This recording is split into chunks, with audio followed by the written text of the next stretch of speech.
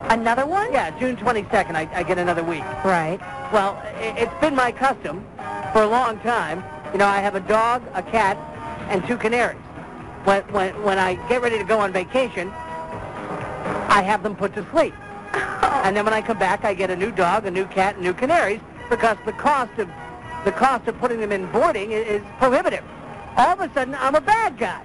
You're certainly not taking responsibility, Andy. No, quite the contrary, Karen. I think I show a good deal of responsibility. I could just leave them alone in the house to starve to death. Or maybe you could have a neighbor come in and take care of Well, them. Wouldn't that be a novel idea? Yeah, my neighbors and I don't get along. They know that, well, because I got this peeping Tom thing I do, and and apparently it annoys them. The sound of this banging is my head on the table. Sports Radio WEEI. We're eagerly awaiting Andy Moes to return from powdering his nose. Thank you very much. Wash his hands. I beg your pardon? Well, washing your hands is a very good thing to do when you're finished doing your business. Even if you just were powdering your nose, I mean, you get makeup all over your hands. You make me sound like your puppy dog. Oh, Andy's doing his business. You do have some gravel stuck on your shoes. I retired to the men's lounge here, as we refer to it at Sports Radio WEEI, the lovely men's lounge. What'd you do? Well, I was visiting with some men, some manly men. You know, Karen, I'm a man, a man's man, a masculine sort of man, a manly man, a man's kind of man, burly strapping man. Thank you, Rob. Yes, a burly strapping man, and I was talking to other men. Are you a man who looks over the other stalls when you're in the bathroom? I beg your pardon. Taking a couple peeks, Andy? I beg both of your pardon. Wishing? Hoping? Are you that kind of a man? You know, dreaming? Well, how the hell are we supposed to know, Andy? We're not in there. We don't know what goes on. And women do get curious. When men, that's right. Inquiring minds want to know. Exactly. You know, you two are really... Stop it! Just stop it! Oh, you are so easily to upset. Oh, well, I love it. I'm so easily to upset? Yeah. Andy speaks so well, Susan. Well, easily upset. Do you peek at other guys? Do you? You never answered me. Mr. Peter? All right, I'll tell you the truth. Okay. All right, oh boy, I can't believe we're into this. No, I don't peek at other guys in the men's room. However, I do play racquetball on occasion. Yeah. And at a club, and when I'm in the shower, I occasionally look over just to compare, as you will, a little comparison thing, or just to see how I'm doing in that department. Now, we've had this discussion before, and you would never admit this before, so I'm glad to see you are making great strides. And 9 out of 10 times, you see what? Well, I have some shortcomings. I'm not as well endowed as I would like. You have some stiff competition, I guess. Is there some exercises? Not usually. Let us welcome Judy Tenuta. This is going to be a good hour. I can tell already. Oh, you know it, you bucket of lust. Look at you. You know you want me to get my tubes tied. Yes, she's the petite flower, the giver goddess, the queen of the candy pants. We're talking about, of course, Judy Tenuta, who now has started her own religion. Yes! Judaism. Well, that's right, Andy. We cannot believe in that pig, Jimmy Swaggart. That pig cannot even take a dump without going to the saddle of slut motoring. How can we believe in that pig, Andy? We can... I agree with you, Judy. Isn't it right, Suzanne? That is right. He's a taker. Suzanne, am I right? Is he a taker? He's a giver. He's a taker, Judy. A total taker. Get me, Dave, get me Leonard Zakim on the phone, so we might as well just call him before he calls us. Who's Leonard Zakim? He runs the local Anti-Defamation League, and of course, they're going to have something to say with the Power of Judaism book. Yeah, like I'm sure this guy has a reason not to hang himself. So, Judy, you are hot to the Alpo King. Is that true? It's making me laugh at my own material. Fun and games in the morning. Hey, Terry, any information on what we discussed last week? No, but I did talk quite a bit about it with people. What was that? What are you talking about? Do we have to go through this? Yeah, we do. Well, we do, actually. I don't recall. Well, you know, what I mentioned was that cats mate the same way as people, which is the missionary position. They get each other drunk and make promises they can't keep in the morning? No, that's not what I'm talking about. I found that was not true. I did find out that was not true. No, see, I heard that was true from a man who picks up cats.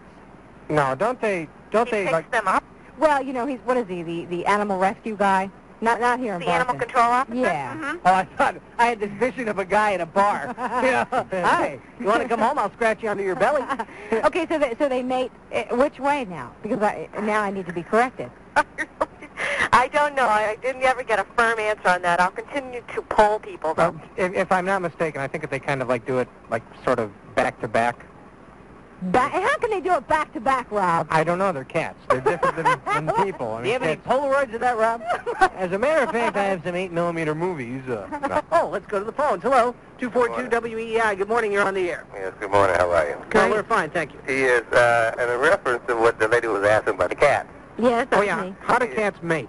they mate just the same way you do. See, that's what I heard. Yeah, they do. They mate in the missionary position. Yeah, absolutely, yeah. Now, how do you know that? How do I know? Well, it happened one day going to work, and I just happened to see a couple of cats, and I mean, they were laying right there, and I said, well, hey, it was shocking to me. I said, well, I'll be down, but that's what they do. Did you stop and watch, or did you go on Oh, your well, way? not exactly stop and watch. I was shocked. I mean, I peeked further, and I said, well, excuse me. They do it the same way. See, that's what when I first heard that, I had to do a little investigating and was just as shocked as you to find out they do it like you and me. I just can't picture this. I mean, what is the male cat? Hey, baby, want to come over for some little friskies, huh? Well, whatever he does, he does it. Like, I guess he says something to me, because, I mean, it was just they doing it. And that happened when I came by. It seemed like they said, wait a minute, excuse me, there's somebody coming by. But seriously, they do it that way. Well, thanks for the information. What's your name? My name is Jay. Jay, thanks for calling. You know what, Jay? I noticed when cats are mating, they make a lot of noise. Oh, definitely. I think that's the best part. Yeah. That's the best part. I'd still be married if my ex-wife did that. Andy Moes. But I'm not someone, Suzanne, who goes in for these cheap multiple organ encounters. I'm not someone that goes in What? for... Cheap what? Yeah, I'm not someone who goes in for these overnight, one-night deals. I think when a woman sleeps with me, it's more than just a roll in the hay. Well, frankly, it's a lesson in life. It really is. When a woman sleeps with me, it's a lesson in life. What do you mean? It's a lesson in life. What kind of lesson could be learned from this? Well, life is full of disappointment. Could be the lesson generally. One thing That I bring. Oh, man. Bachelor number 2 worked for years as the Pillsbury Doughboy until, rather tragically, doctors cured his massive yeast infection. Please say hello to Frank Jablonski.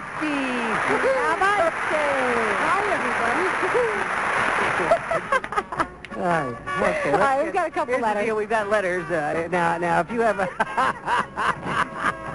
I'm sorry. You okay, Dave? Dave's all right? Oh, that was good. I like the Pillsbury Doughboy. Now, if you have questions about dating or mating, just send it along to Dating Do's and Don'ts, care of the As Yet Untitled Morning Show here at Sports Radio WEEI. And Suzanne has the letters. A couple letters, yeah. We'll try this to answer them. This one comes from David in Framingham. Hi, Dave. Hi, Dave. All right. What's your definition of foreplay? My definition of foreplay, I don't know, testing the batteries would be my... Oh, you have my such a foreplay. lonely life. Are you kidding me? That's how it is when you're celibate, Suzanne. Dear gang, my boyfriend wants to take me to a Billy Graham revival meeting. I want to go to a Red Sox game. Now, how do we compromise? Janet Connors, Dedham. Let me run that by me again, please. Her boyfriend wants to take her to a Billy Graham revival meeting, but apparently she wants to go to the Sox game. How can they find a compromise? Well, actually, Janet, there's a compromise really built in right there. The Red Sox and Billy Graham revival meetings actually have a great deal in common. Both can fill a ballpark to capacity with people jumping to their feet every 10 minutes going, Jesus Christ!